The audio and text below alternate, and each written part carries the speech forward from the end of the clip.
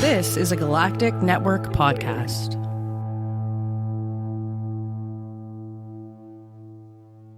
The Podcast of Terror is a great podcast. It's covering movies that are not for children, and thus this podcast is not for children. The hosts are two adults who will use bad words from time to time. They'll also spoil movies if that's not your thing. So if you don't like spoilers and you don't want to hear some dirty language or some dirty references to dirty parts of your body, then please, please, please wash your body parts better and do not listen to this show. If you can handle it, and I hope you can because there's a great podcast coming up, then please proceed with Podcast of Terror.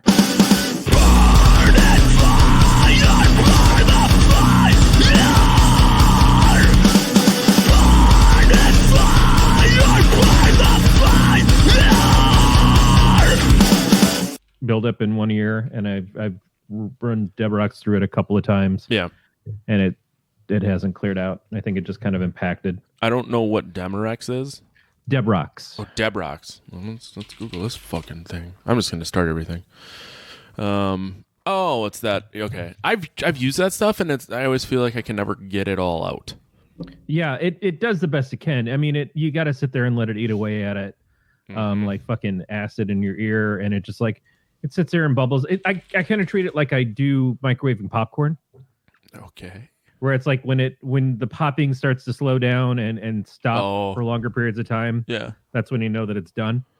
But you don't want to leave it in there too long because it will just eat through your fucking ear. Right. And you don't want to use it too many days in a row. So I try to give myself a couple days off in between usages, and it never takes more than 2. But this time it's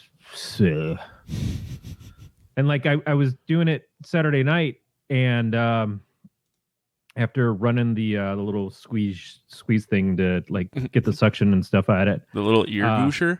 Yeah. I couldn't walk. I just like lost all ability to balance. Yeah, I've cleaned my ear out with a Q-tip too aggressively. Yes. And gotten sick to my stomach as a result, started coughing, and then I got very dizzy. Your eardrums are nothing to fuck around with. Not at all. And Erin's had a problem with her eardrum when she was really young, and that led to like some hearing issues and speech impediment and stuff. Is that nothing major? Her hearing issues? I thought it was just being a woman. That is something else. First of all, you're not supposed to scream directly into the vagina because it'll just bounce right back at you. Oh God! So I was listening to a podcast today, and they it's Your Mom's House, and they were recanting 2019, and I just got into it not about a month ago, and a guy was telling a story about how he was eating a girl's ass, and she farted in his mouth, diarrhea. She farted in his mouth, diarrhea. So that's not a fart. She sharted. That's a warning shot. That's a shot across the bow. There's more to the story where she had done porn earlier in the day, and her ass was numb, and did not know that she sharted into his mouth. But yeah, anyways. So it's a show about average Joes who eat the ass of porn stars. Like I said, there's way more to it. But anyways, you were telling a story. It sounds like that was way more to it.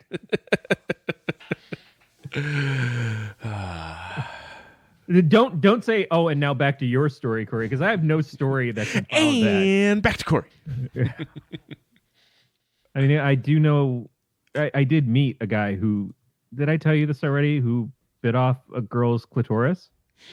Jesus fucking Christ. Yeah. It's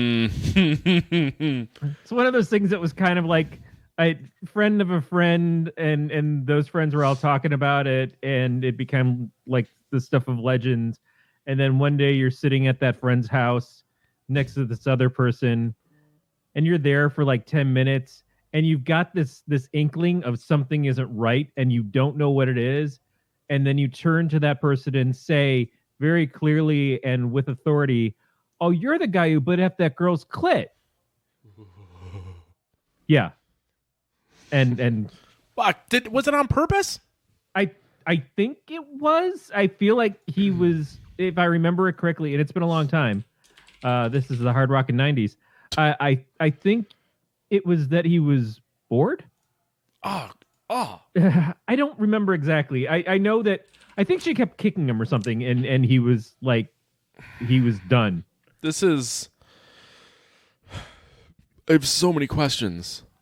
There's no answers. There's no good answer to that. Yeah. There's no, he reacted with pride and boastfulness, which is what you'd expect from somebody who's done that to another person. Yeah. I don't. I have no love for the guy.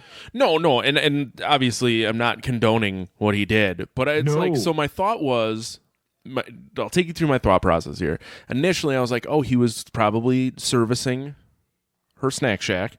Yes. And something happened and he bit it off. Now it sounds like this man was probably crossing boundaries. He asked to stop, was kicked, and then decided that this is what he's going to do. Now, whether that was during foreplay or not, kicked in a heat of the moment sort of thing. I don't think it was that he was.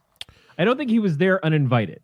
Right, and that's what I'm saying. So he potentially was doing something that she was not interested in and told him no. I think it was stopping. Yeah, I think what she wasn't interested in him doing was stopping. Oh. Yeah. This complicates everything. More, harder, what the fuck, why is there blood gushing? I don't know exact. Again, details very sketchy now. It's like 30 years ago that this story came about. I hate the fact that I'm even sharing it because it just sounds like something that's going to be like guys on the internet are going to try to do. But those guys usually don't get anywhere near a vagina. Yeah. Did you hear about the guy in Michigan who ate the guy? Yes, I was. Didn't I not send you that story? Oh, yeah, you did. It was okay, you. Good. It was I me. then sent it to a shitload of people at work. So I started to get lost. But yeah, I do want to talk about the man, the 50-year-old homeless-looking gentleman who found a 25-year-old man from Kansas City who was much cleaner looking, named Kevin Bacon. Kevin Bacon. Yeah. Yes, exactly. And they met on Grindr. So I really feel like he thought he was ordering food. Because Grindr shouldn't be a gay sex app. I mean, it is, but it also sounds like it could be where you order sandwiches from. Mm-hmm. Well, did you? And obviously, I'm sure I'm assuming you read the article, but this was not the first time that someone had come running out of this man's house covered in blood. but he retained ownership. Yeah. We looked up directions. He's about an hour and a half away. Well, now he's in jail.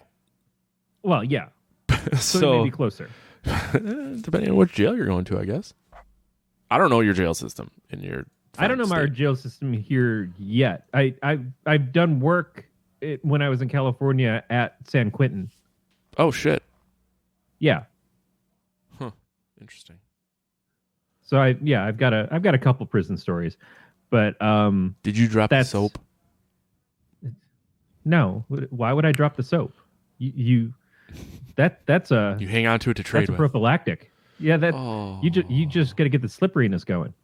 Oh man, did Nasty Nate tell you that you're a fish? I'm really glad you got that reference. I was a little nervous. I don't get that reference. Oh fuck! In Half Baked, the guy who's a teacher goes to jail, and this big ripped black guy named Nasty Nate always calls him a fish. And he freaks out and he goes, "No, Nasty Nate, I'm not a fish." Oh. I've actually never seen Half Baked. Really? I mean, it does not seem like your comedy wheelhouse, but I think it's great. It's one of those things that I'm sure I would have sat through if it was on. I just never. It's it's legendary, but if it's not on my Plex, I'm going to make that happen because I haven't seen it. Oh, it is. Okay, yeah. Also, when you search for Half Harry Potter and the Half-Blood Prince, so either one. It should be Harry Potter and the Half-Baked Prince. Ooh, I'd watch that. Oh man, Dave Chappelle could do a whole skit where he's a teacher at Hogwarts. That could be excellent. Man, remember when Dave Chappelle did shit? Ugh.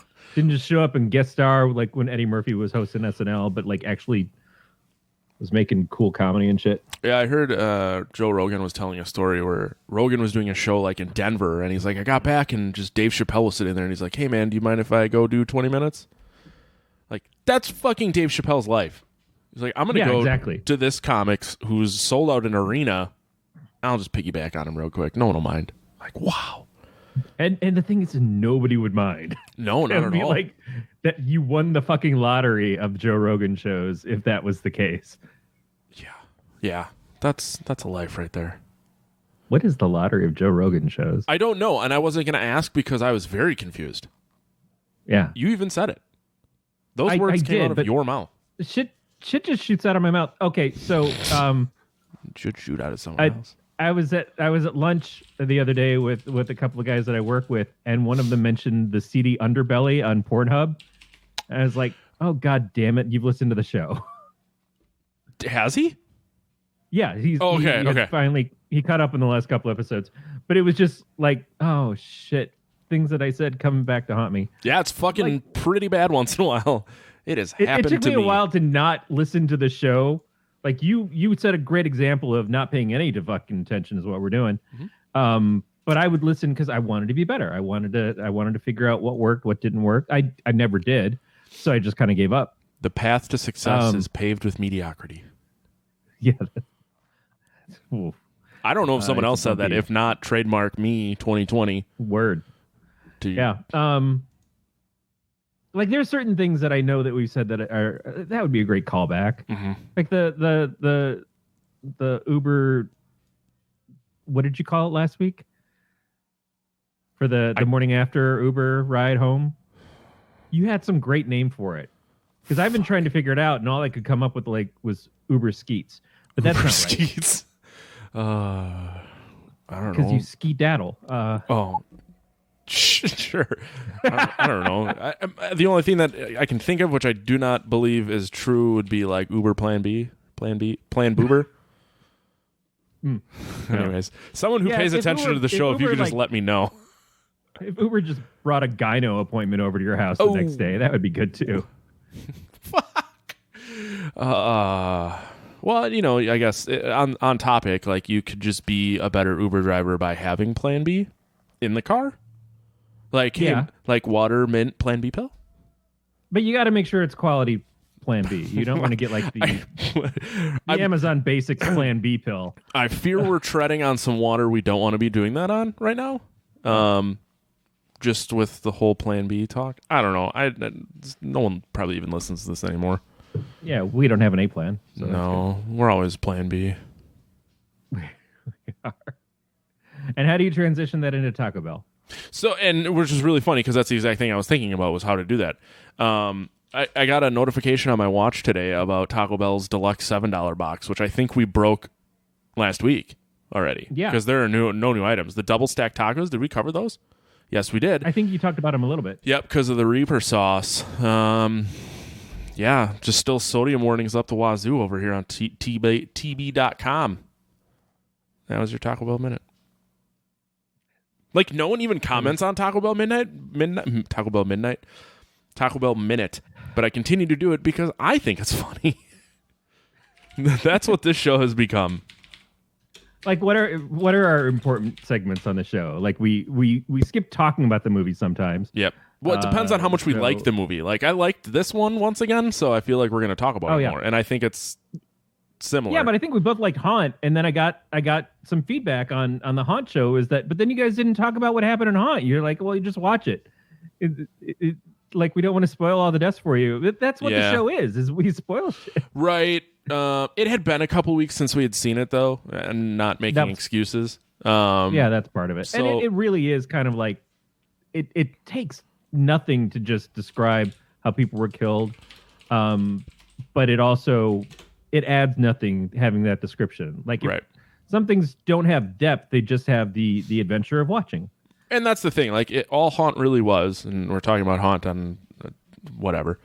Fuck it. But all it really was its deaths. And I think if you spoil that entirely, then what reason do you have to watch the movie? I guess some people don't watch the movies, though. From what I understand, a lot of people don't even watch the movies. So now, apparently, we really need to use in depth in air quotes, but yeah. Ready or Not was a lot of browns. That's this movie. That was my review of Ready or Not. It was a lot of brown. It was a lot. Not shit. It was just all brown colors. I saw the light bulb. It was not. No. I was just being an ass. But yeah, we're talking about Ready or Not. We will talk about Ready or Not. But first, hey Matt, what scares you this week? Here's where I upset Matt by coming up with a new concept for. Oh, you're not upsetting me. I was not ready.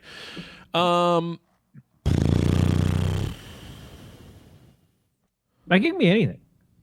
I'm trying to think of things that have pissed me off lately. I'm fucking sick of listening to people talk about football. Now, is it because the Pats aren't going to be in it? No, most people are really... I was really excited about that. I do enjoy watching football. What fucking annoys me is that everybody I work with decides that they're a fucking football analyst and they say what the Packers should do and how everything should fucking go. Shut your fucking mouth and just don't talk. So you're afraid that you're going to go to work tomorrow and it's going to be just the same shit. I'm not afraid. It happened today. Well, I know. But you're afraid it's going to keep happening. It will keep happening. And then the thing is it'll stop for 2 months, then the draft will happen, then it'll pick back up for a couple weeks. Everyone will talk about how the Packers fucked up in drafting the wrong person, and then it'll stop, and then the preseason will start, and then it's every fucking Monday or Tuesday if they played Monday. See, in that regard, I'm afraid of that even more because I don't know anything about the sport. Like, I just got the information about the fact that the Patriots aren't going to be in it. Yeah. Because people were talking about it around me, but out of a conversation that was very serious and going on, and all these people had real feelings about this stuff, that's what I picked up. I'm like, oh, okay, the Patriots, they're an important team to people that I know. So are the people that you know, are they truly upset or are they happy that the Pats aren't in it? Well, at work, nobody was upset. Okay. I'm in Michigan, so everybody there is very pleased. Right. So and they don't have the dick dangle because it's their people. Did they explain to you why people aren't happy? I have to go back to they just don't like. Okay, so I didn't want to start explaining it if you already knew, but then I halfway through that thought realized that we may have listeners that also don't care about football, which is fine. There's nothing fucking wrong with that. Right. So the Patriots are historically always in the Super Bowl. Right. And they're a very, very wealthy team, which means they can buy a lot of high-dollar players, and I am going to only glaze the surface because my football knowledge isn't that deep. But they also get caught cheating like twice a season. Yes, so everyone just fucking hates them. Yeah, so it just no one wants that's like there was the string of years where the Yankees were always in the World Series or always did really well because they had all the money, they had all the good players. Everyone fucking hated them because you always want to hate whoever the best is. I don't love the Patriots. I'm not defending them. I was very happy that they weren't in it because it is kind of annoying to just be like, well, who are the Patriots going to play this year? Right. Get new fucking teams in there, but. I also think Tom Brady's kind of a douchebag. Like, he open mouth kisses his kids. That was a callback from a couple years ago. There's a picture of him like open mouth kissing his son. I heard that too, and I don't. Yeah. Well, he's like New England, generally a fairly wealthy area. If you were like yacht club douchebag, like it's Tom Brady. But the guy's also 42 and one of the best football players in the league, arguably. Yeah. So it's like there's. Like South Park recently had an episode where, I can't remember what they were calling it, but someone's mom was sick and she found out that if she drank her own shit, like she would make shit smoothies, it would cure her. And so they found out that Tom Brady's shit, when he drinks it, is what keeps him young and good at football. So they're all trying to break into his house to get his shit, and it turns out he's shitting in jars because he doesn't want to flush it because he doesn't want people to go into the sewer to try and get his shit. Yeah. So, I think it's just that people want to hate whoever's the best for whatever reason. What's scary is that there's such a ring of truth, to that with the whole fecal transplant stuff. Oh, it was fecal transplants. Okay. And then somehow they started drinking it. It was a couple weeks ago. Like, I shouldn't say it was like a couple months ago. They're going to wind up drinking shit. It's not, that's not a stretch for the show at all. No, yeah, it was fecal transplants. That's like this show talking about Taco Bell. Ooh, I do love Taco Bell. Yeah, I know. Sorry. And Matt and Trey love drinking shit. I don't think I'm speaking out of turn here, right? No, I don't think so. I don't know if there's any truth to, like, if they've been caught drinking shit. Caught? They have shit drinking parties. Shit drinking parties all the time. I want to get invited to a shit drink.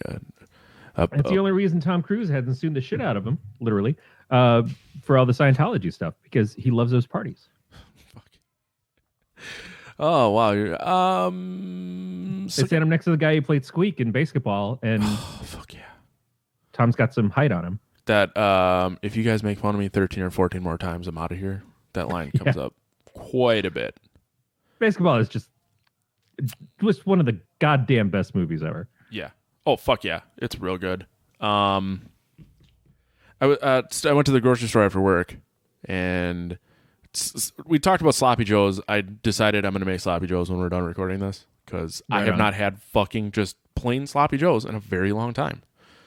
But I found you can buy edible cookie dough in a small tub. Oh yeah. Yeah, so I got one of those because my wife is gone, so why fucking not? All right, now, first of all, any cookie dough is edible if you're trying hard enough. No, it's true. If you're not scared of eating raw egg, then do it to it. So I had, at a point in time when Aaron was gone or was not going to be home till late or something like that, I had picked up some raw cookie dough. Not the edible in a tub that they charge you $5 for. No, fuck that. I got the Pillsbury bricks. That just fucking chew the log. Yeah, exactly. And which I've been doing my entire fucking life. And if that led to this awesome physique that you see before you, God bless you, little doughboy. Hey man, go on. So I picked up, they've got the little brick and you break them off. There's squares and stuff like that, and you break them off and you bake the cookies. Mm-hmm. And the idea is you can make as many as you want and then keep the rest of them refrigerated. Well, fuck that. Of course, we don't cook them. Yeah. You just eat the brick. Yeah. So I had done that, and I didn't wind up eating them, or I didn't eat much of it that night. And a few days later, Erin's in the fridge, and she notices this brick of cookie dough, and she's like, "What is this?" I said, "Well, it's the raw cookie dough." She's like, "This is brilliant. This is a fantastic idea." So you just break off a brick and eat a little bit of a brick of cookie. We used to get the raw cookie dough from Papa Murphy's, the take and bake pizza place. Yeah. They always had the little thing of raw cookie dough. Mm-hmm. Those cookies never got made. Man, I make cookies from scratch. This is I just want some cookie dough. I don't want to go through the effort. But if I'm going to fucking make cookies, I'm making cookies. The whole effort is in the baking. Right. Just like sometimes you just want to knock down a fucking brick of cookie dough. That's a beautiful, beautiful way to live. I do really like a warm cookie though once in a while. Yeah, no, absolutely. I love cookies. There's a specific joy in making cookies. Yeah. Yeah, and it's usually if for a long time it was my midnight on Saturday thing to do is I would make cookies. Our kitchen here, the oven is not really conducive to cookie baking. The kitchen is hard to clean because we don't have a dishwasher. Mm-hmm. And it's an ordeal, all the measurements and stuff. So I don't do it that often. Now, we'll get there again. But I do want cookie dough on occasion. So I'll hit that shit up. Is cookie dough worse than cookies? No, they're just two different things. Yeah, I mean it's like ice and water. It's the same thing in two different forms, but yeah, think about it. When you bake them, does anything burn off that would technically make a cookie healthier than cookie dough? Salmonella. Touche. Yeah, touche. I think that's really it. It's the airborne shit that but you up. I'm talking about butter. But if you use farm fresh eggs, yeah. But if there's butter, or it would really just be the butter in the cooking process where some of it burns off, or I don't know. Just shut up. I mean, if you want to get in the chemical breakdown, that's a Malt and Brown shit. I'm not quite there. That is not a conversation you and I can weigh in on at all. I mean, the other thing is flour, when it cooks, it gets some of the mealiness out of it. But. Right. But that's there's part of the joy. Part of the joy is just having to chew on my cookies. Yep. That's the way I've always seen it, Matt, is my joy is to chew in your cookies. I just thought you were laughing at my dog licking my face while I'm trying to talk about eating cookies. Well, yeah, he if he's seen the amount of ass you've eaten, that's probably. I'm pretty sure he's eaten the same amount of ass. Right. Maybe more. He's eaten more asses than I have. So cookie dough is a staple, and it's the go-to for a lot of things. But what else is your like raw food happiness? Because I got to tell you, the fucking brownie batter. Oh yeah, brownie. I was trying to something that like I was trying to go through things that aren't like desserts and yeah, really, I mean cake batter as well. Yep. Like just any enjoy. Like I batter. will get like 2 cake mixes and make a cake. But they have made 2 cake mixes. Yeah, there was. We used to chew dough when I worked at the pizza place when I was like 16. Yes. As like gum. Pizza dough is. I mean, yeah, if it's got some good elasticity, then you can kind of use it as gum. But I love pizza dough, bread dough. My grandmother used to make homemade noodles when she would make chicken soup. Yeah. And the she would have like just eat raw giant noodles, sheet pans of noodles around. Huh. Yeah, man, fucking.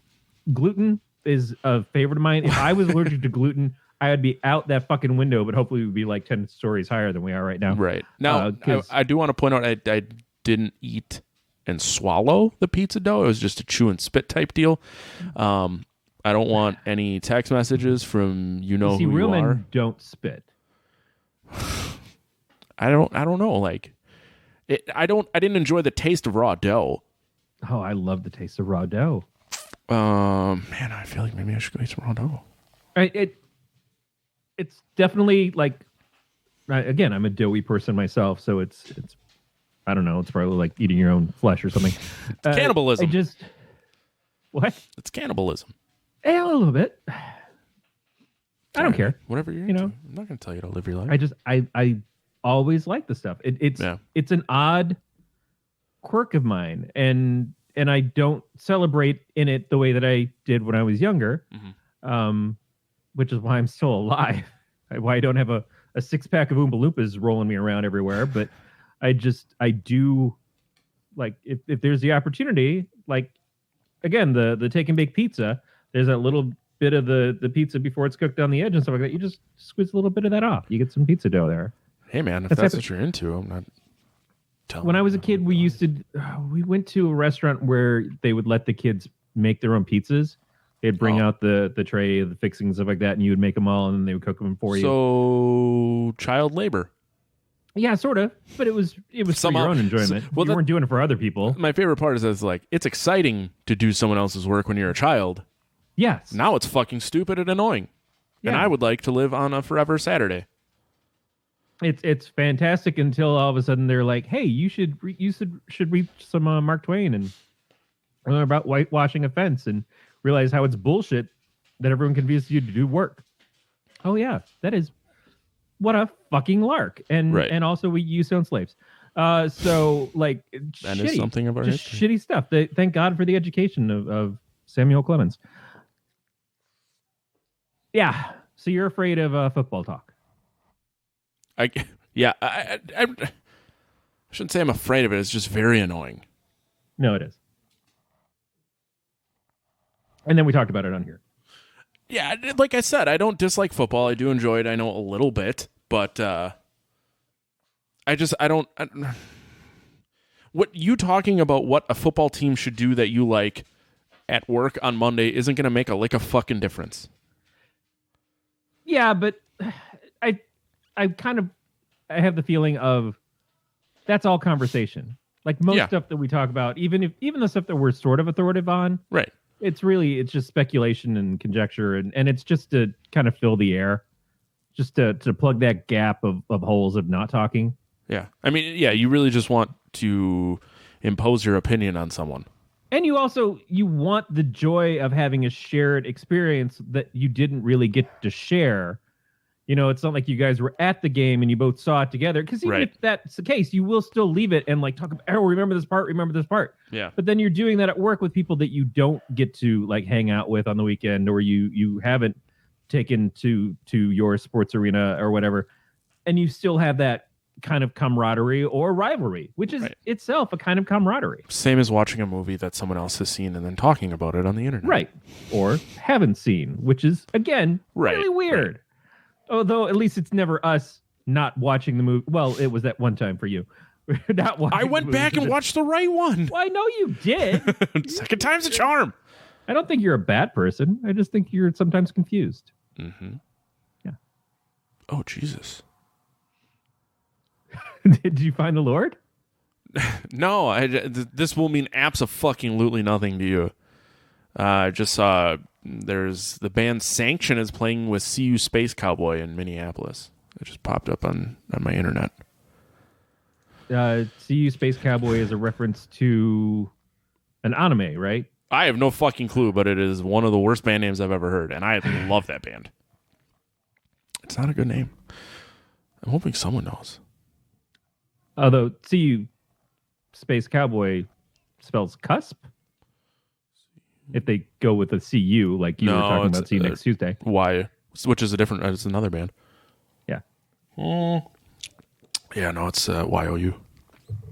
No, what is that fucking anime? There's something where they call him Space Cowboy. Anyway. So this is an exciting event for you? Yeah, but it's... Now, are you going to then Monday go to work and find the person who also listens to that style of music and which talk is about no one. how the band was either good and or shitty and what you think they should have done better and or worse? Well, for one, this is on a Wednesday 4 hours away, so I do not know if I will go. Two, no one that I know of that I work with listens to the same music I do. Real surprise, I'm sure.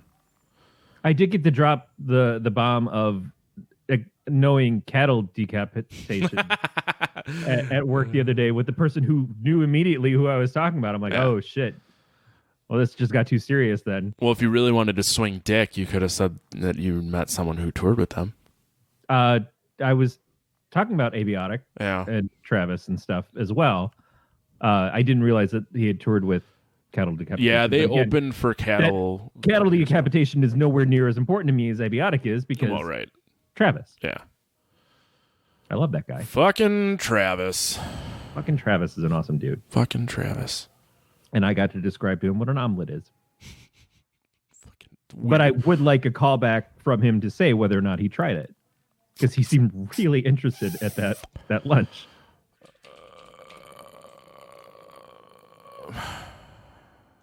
I was thinking about asking him, but I haven't talked to him in quite a while.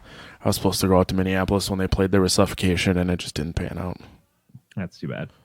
Yeah, I mean, yeah. Not all my friends listen to that band. Fucking whatever. I can make excuses all night. Do you want to talk about this movie? Yeah, let's talk about this movie. We are going to talk about Ready or Not.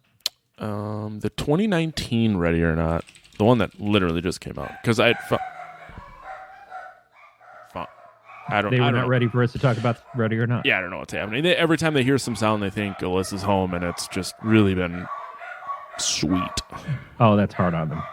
Yeah, they do it when I'm gone too, and maybe they don't. I don't know. She tells me they do, but she's lying.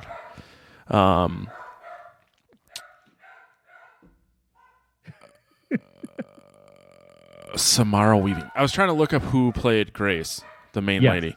Samara Weaving. Yeah, so we have to talk about Samara Weaving because this is the third movie that we've reviewed with her in it.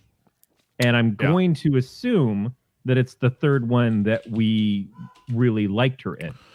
Yeah. Because we watched The Babysitter, which was the Netflix movie. Yep. And we watched Mayhem, which was, I don't know if it's a Shudder original, but it was a Shudder exclusive. Yeah. Where they were fighting their way through the building and stuff. And now this. And I have to say, she just continues to be incredibly impressive in both the horror film roles that she does and in what she does with them. Like, there was a point in this where she's shaking with such venom and like having been betrayed so much by this family. And when she's just gutturally like that, like fucking something out of Texas Chainsaw Massacre. Yeah. And it was so good. I didn't realize she was on Ash and Ash versus Evil Dead too. Yeah, I didn't realize that either, which really bums me out because it means that I didn't get far enough into Ash versus Evil Dead, which might be part of the reason why it's gone away.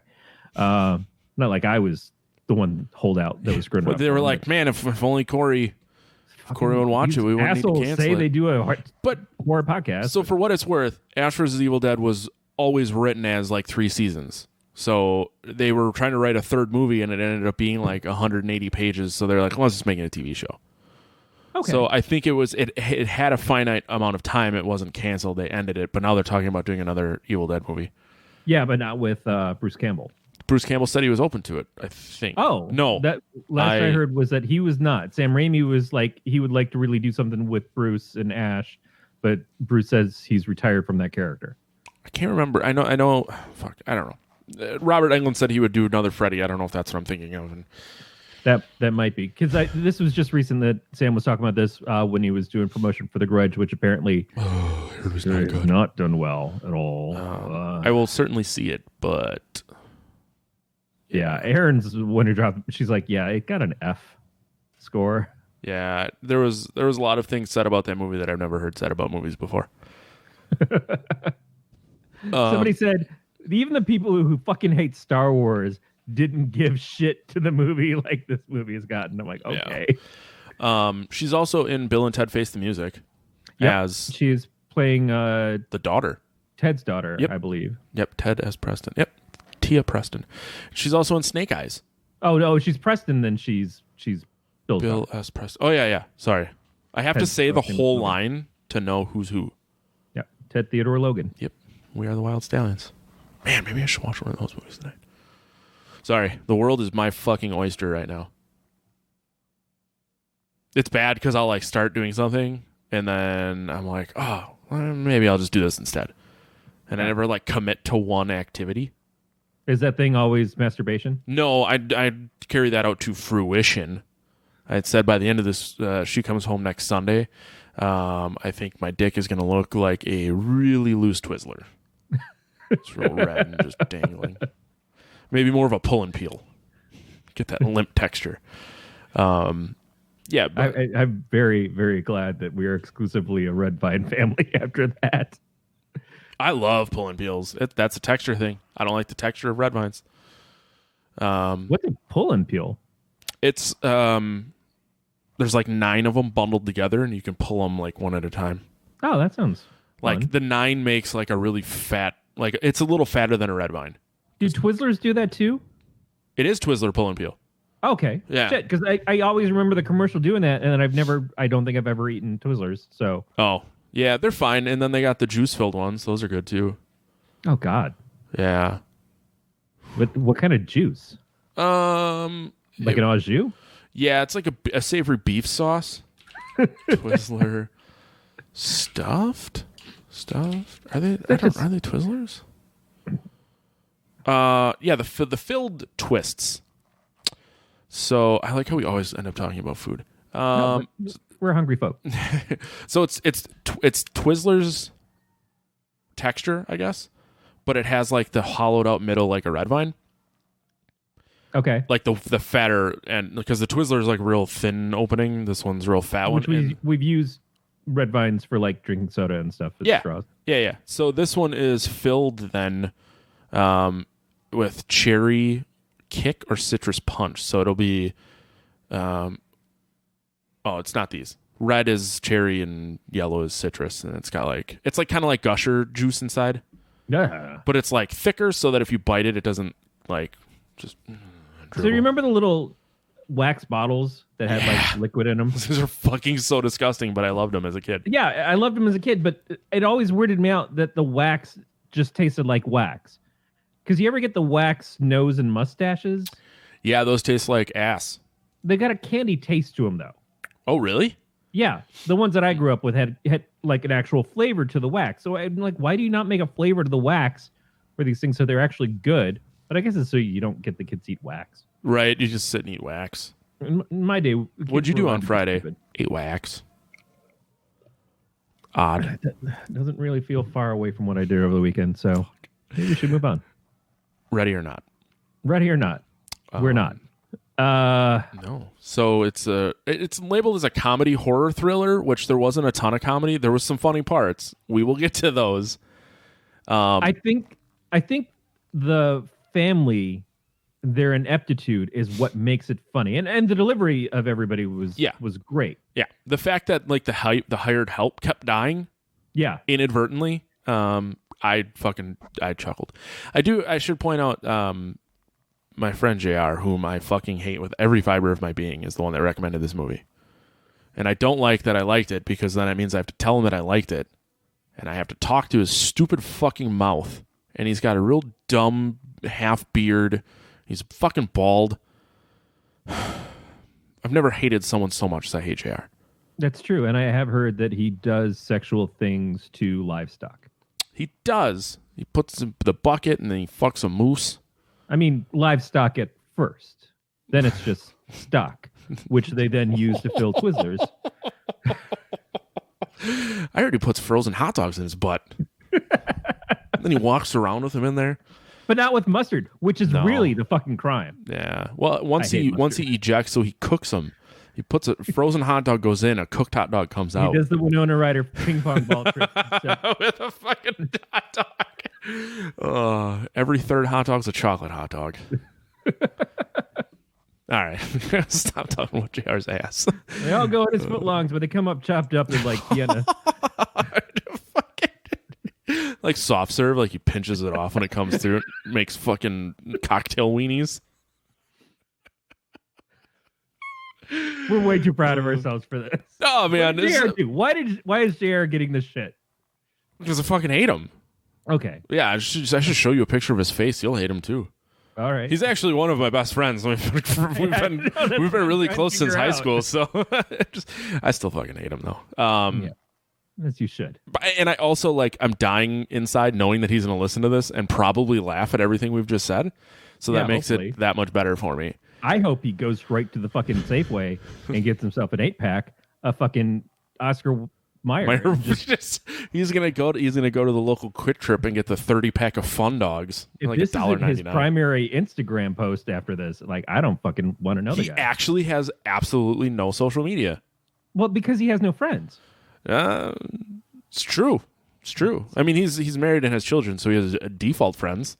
Tom from MySpace rejected him. I can't even whistle right now. Anyways, fuck you, JR. Ready or not? So, but with love.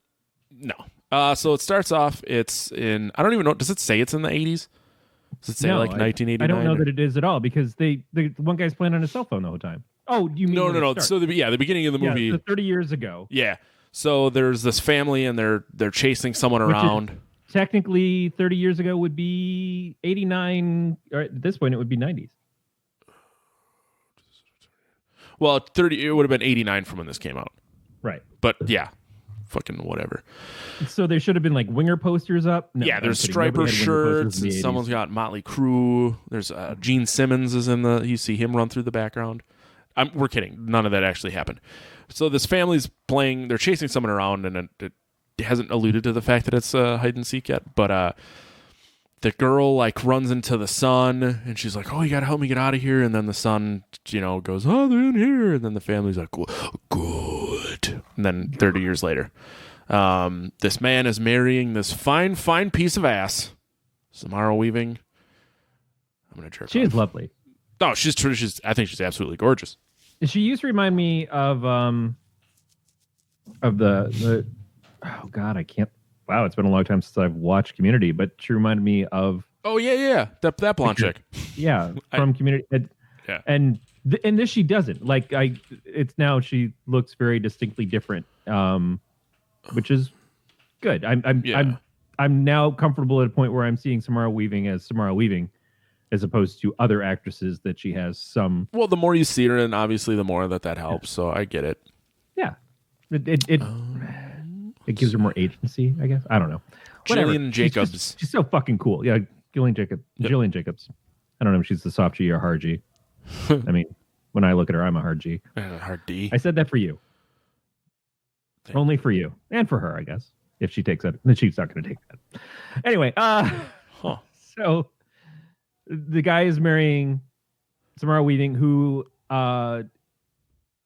grew up in orphanages and foster homes and stuff like that, never had a family.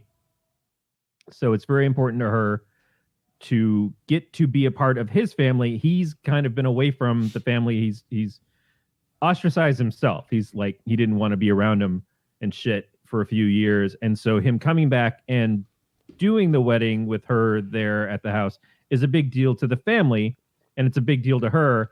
And he's just kind of like uncomfortable with it the whole time. And we start to figure out why.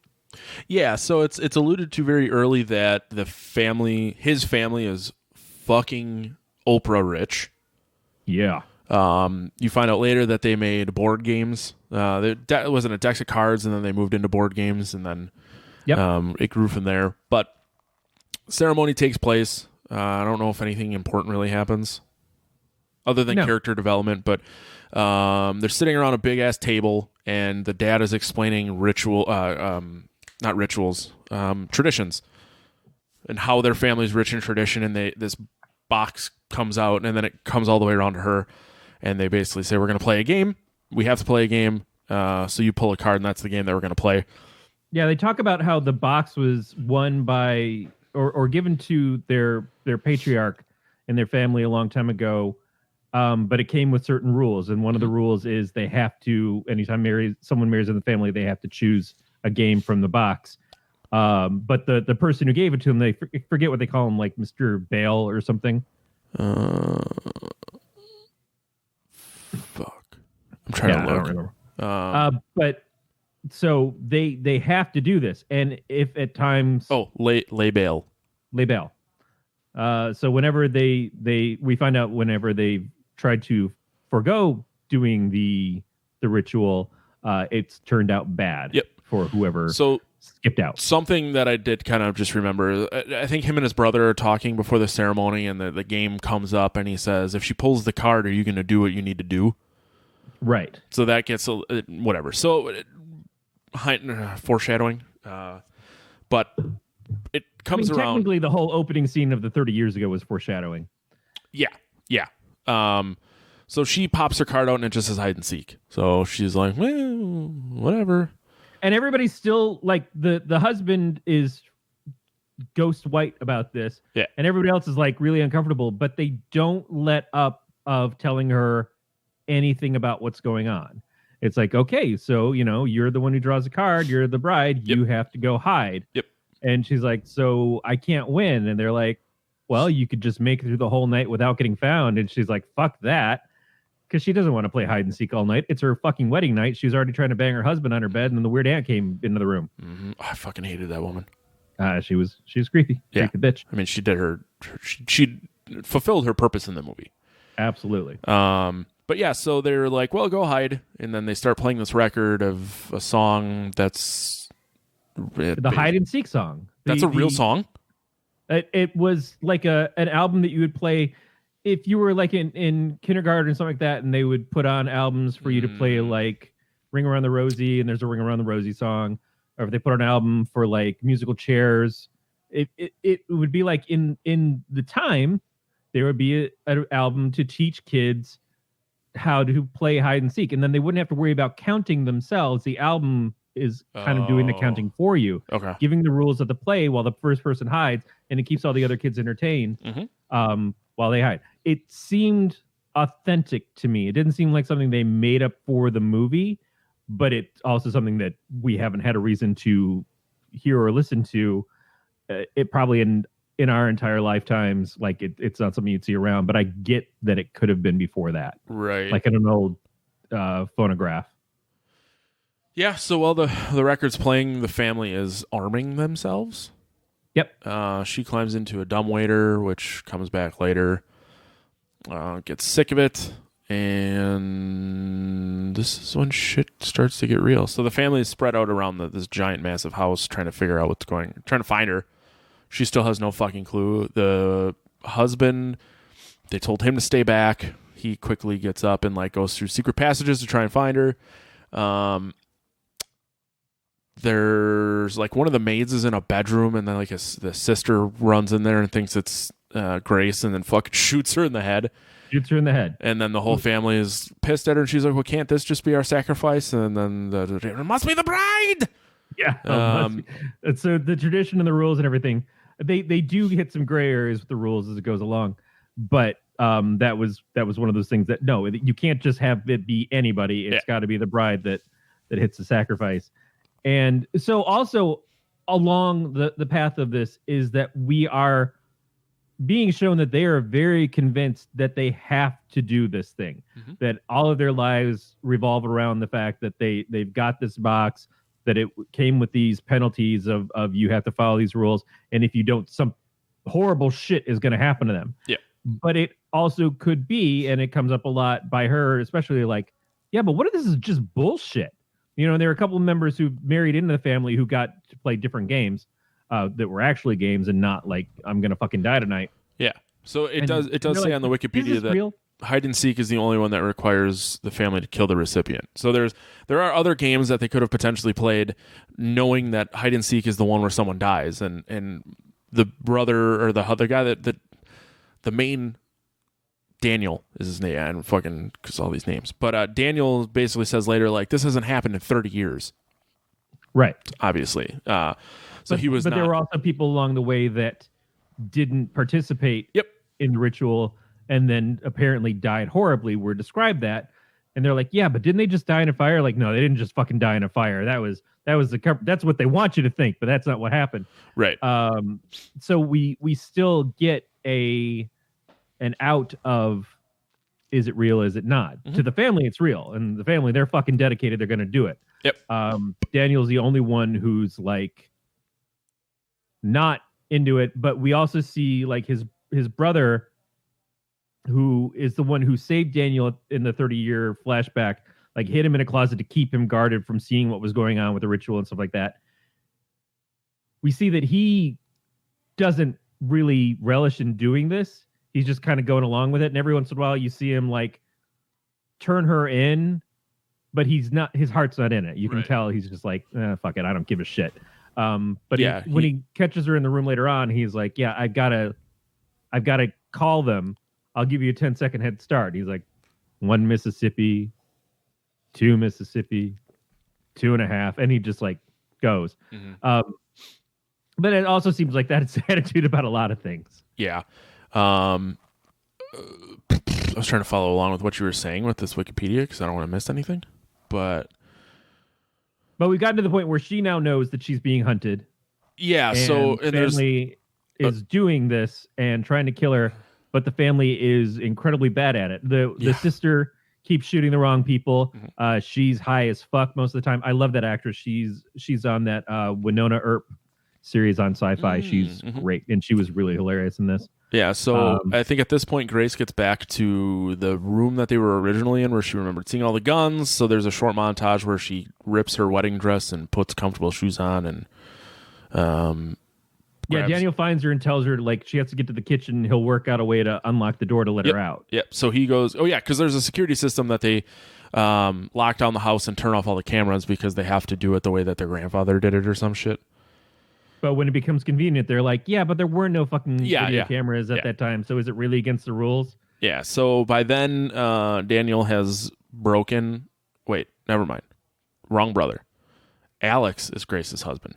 Okay. Alex has destroyed the security system, all the cameras, and unlocked the doors. So there's a short scene where Grace sees like the male butler. She tries to shoot him, realizes that the ammo is fake, the gun was real, and then blasts him in the side of the head with a hot pot of tea that he was making to try and get out. And she runs back into the house, right? She doesn't go outside right away. No, she goes outside. She tries to get away, but he manages to come after her. So here's part of the thing is that butler, not part of the family, way into this. Yeah, it seemed like all the hired help had definitely an idea of what was happening. I don't think if they understood really what was happening, I don't know that they all would have gotten shot real bad. Yeah, but if you think about it, like he probably understands that he has a very cushy life taking care of this family, and if something happens to that family, he doesn't have a job. Yeah, he's their Alfred, except fucked up. Yep. So Grace gets caught by this guy and is she darts him and then starts to drive back. And tries to use like the OnStar in the car to call oh yeah, and then it kills the car because it was reported stolen. So that's how he catches her. So he darts her. They're driving back. He's like FaceTiming the family and turns up music and starts singing really loud. And you see Grace sit up in the back and they're yelling at him. And then he gets the car to crash. And yeah, she fucks him up. And then the brother's just there. The brother, yeah, because they were easy to find in the woods. You hear this giant crash. And takes her a while probably to crawl out of it. But he was there because they were getting rid of the bodies out in the barn, dumping him down into the goat thing. Oh yeah, so she gets shot in the barn. Oh yeah. I couldn't remember if that was before or after. Yeah, so she like falls into some murder pit too and gets shot. Oh yeah, a kid shoots her to her fucking hand, which I thought was brutal. Yeah, not as brutal as her trying to climb up out of that pit though, and having to use the hole in her hand, the Christ hole, to hit that nail to be able to pull herself up because the ladder was falling apart. Yeah, there's some good squeamish moments in this, and that was probably one of the better ones. But yeah, so she gets grabbed by the family. The family brings her in. I do want to point out that when the kid shoots her, she fucking just punches him directly in the face. Yeah, real good. It was great. Earned. Yeah. I would throw him down that fucking pit. But yeah, but that's also part of the thing with the family is they're not just thinking about themselves. In the case of the sister and her husband, they're thinking about their kids. Mm-hmm. They're dealing with the fact like, yeah, maybe you don't deserve to die, but my kids don't deserve to die either. Right. Although I felt like that kid kind of deserved to fucking die. No, that kid totally deserved to die. Yeah, totally. But he was doing what he's taught. And that's another thing, too, is that as kids, and this is something that the husband says, he's like, as a kid, you're taught fucked up shit by your family, but you don't know it's fucked up shit. It seems normal because it's your family doing it. They are your base. They're what you're supposed to be aspiring to be like. And it's not until years later as a grown-up you go, oh, wait, no, nobody else fucking hunts and kills brides and grooms on their wedding night? The fuck is this? So that's why he was estranged from the family. He's like, I don't want to do that. And there's a conversation that happens between him and her where he's like, I didn't want to get married. She's like, you motherfucker, but you allowed it. He's like, yes, but if I didn't, you would have left me. Right. And it shows how seriously he loved her, that he thought they would be okay. But he knew bringing her into her family was going to fuck things up. But if he didn't bring her into a family, things were going to be fucked up anyway. So it was his gamble. So in this, we go along with the belief that Alex really is in love with Grace and, is trying to do right by Grace. But that only lasts so long. Right. And part of that is that fight for survival. Right. So there's... the barn. I'm just skimming through here. She's captured again, restrained. So Alex is restrained by his dad and brother after they find him when he broke the security system. So she gets caught again. Yeah, she causes the car to crash. However, she's captured again, restrained. Okay, so this is when she ends up on the pentagram on the table. Yep. And the family is about to sacrifice her, so they drink from a ceremonial cup and start to vomit blood because Daniel poisoned them. Yes. Okay. The brother who saved Alex as a kid from seeing the ritual, the brother is actually the good guy in the film. Mm-hmm. He's like, yeah, they're not going to die. I didn't poison them to kill them. They're just going to, shit for a week. Yeah. But he is now shown his true colors of like, he doesn't give a fuck about letting her go and the family dealing with whatever the consequences are. Either he doesn't believe in it or he just doesn't care. And he realizes his family is fucked up and, it's not right to kill this young girl. But then his wife, who is a fucking bitch whore from hell. Yeah. She comes out and she's like, so you never really loved me. You're going to let me die for this girl. And so she shoots him in the neck. So when Alex sees his brother is dead later on, I think part of what makes him turn is that he thinks Grace is the one who killed Daniel. Yeah. which makes sense now. I couldn't. And then the next scene is her getting cornered by his mom, played by a fantastic Andy McDowell, who's great in most things. She gets cornered by the mom in the other room. The mom who honestly likes her, but again is like, but I'm not fucking letting my family die. Right. And so she beats the mom's head in with the gift box. Yeah, she fucks her up, and then they show it, which I was kind of a surprise because it was very gruesome. So that's two people that Alex has now seen that one legitimately she killed, but the other one that he believes she killed in his family. So Alex is like, so I guess you're going to get sacrificed now. Yep. So they give him the sword, knife, and they're all hail Sataning. And you're still kind of like, but will he or won't he? And he does. Right. Yeah. So at the last minute, she turns. He stabs her in the shoulder, and then she gets free. Then dawn breaks. This is probably one of my favorite parts of the movie because everyone's like, "What the fuck is going on?" Right. So see, I told you it was bullshit. Yep. And then everyone kind of was like, "Oh yeah, it is bullshit." There was never anything to be fucking worried about. And then everyone starts exploding. Yeah, the aunt is the first one to go, the one who like realizes that it's dawn. Yeah, and she's just kind of like screaming, and she has her two kids too. She explodes, and everyone was like, "What the fuck just happened?" Yeah, and then everyone explodes, and then the police show up, and Grace is sitting out front, smoking a cigarette, and then the cops just like, "Oh, are you okay? Like, how are they not? You're fucking covered in human remains." And the house is burning down, and everybody else is fucking dead.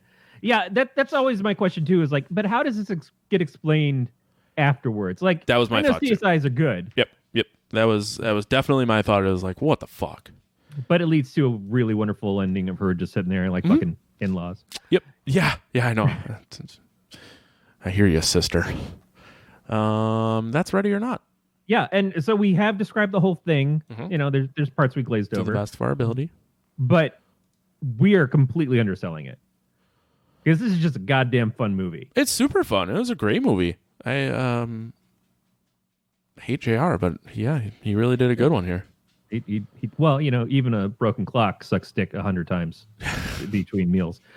What? I don't know what I was saying there. Anyway, he chose a good film. No, he totally did.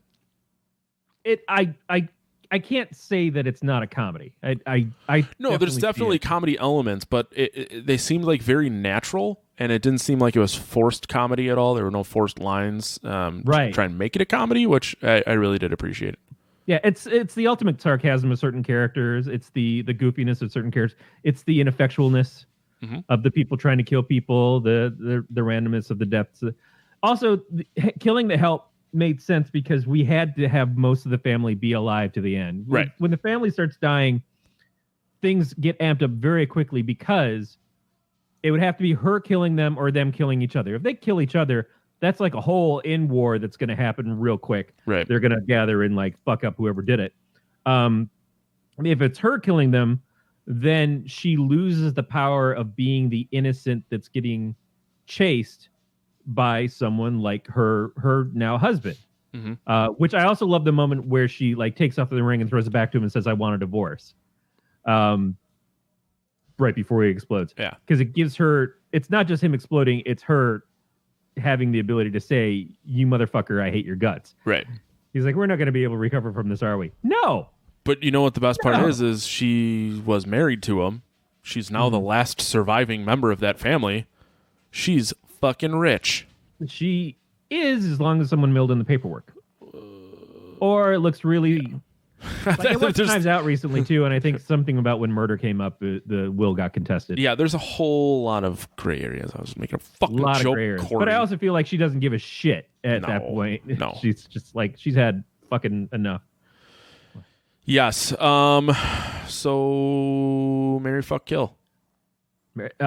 Fucking marry. Yeah, I'd fucking marry her too. And I would then get chased down by her family and kind of be okay with it, as long as the fucking wedding night happens first. That's true. Sorry, I'm kind of pushing this along because I can hear all my dogs crying. But what do we got to pick something for next time? Shit, I hit you up with the last one. Like, let me see what I got here that I want to watch. Rambo 5. Does that count as a horror movie? You're still trying to you have an action movie podcast. I know, but fucking Matt goes to Costa Rica all the goddamn time once. Matt's He's just not back yet. You know what you do have that Rabid. I'm not super. Oh, I'm not the biggest Shining fan, but I've heard good things about Dr. Sleep. Is that a no? I fucking did not like that movie. I do not want to watch it again.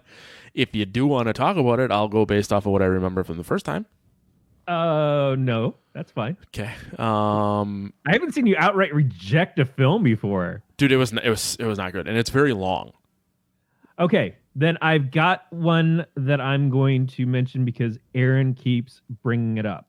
Okay, I have a backup but I want to hear what yours is first. All right, it's not the one with the clown, which I think is that Terrifier? Yeah, which is a really good right. movie, but it's God damn it, Beatmaster like Dr. Sleep. Now I have to hate him. Because Terrifier is actually a sequel. Okay. Well, there's something called Terrified, which is a foreign film. But she keeps saying Terrified, but I know she's not talking about the one with the clown. So I'll give you a link later on. Okay. Of what it is, so we can find it. I know that she'd been watching it on Shudder, and she's watched it a few times, and she keeps insisting we have to do that movie. She also wants to do One Cut of the Dead. There's a movie called Terrified. Terrified. Terrified is one of the scariest movies of 2018. Yes. So, can you handle it? If it's, you're gonna have to read. What? I'm pretty sure that it has subtitles. So think of it. It's too bad she's not here, but if Nicole was on, we would have done that anyway. That's a good point. She's always good for a subtitled movie. And we did that for Lucy, who was our fan. Right. Yeah, I'm just giving you a fucking hard time. Terrified. Yeah, I was gonna mention Rabid, but we could just do that at a different time too. Yeah, we'll do that another time. But that's the one from the Soska sisters? Mm-hmm. Yeah, it's in Spanish. Does that sound right? I believe so. Yes. Yeah. Yeah, I mean, I'm totally up for it. I'm actually happy knowing going into it that there's subtitles. So I make sure that I am prepared. Yeah, I would never spring that on you. Because I have a hard time reading.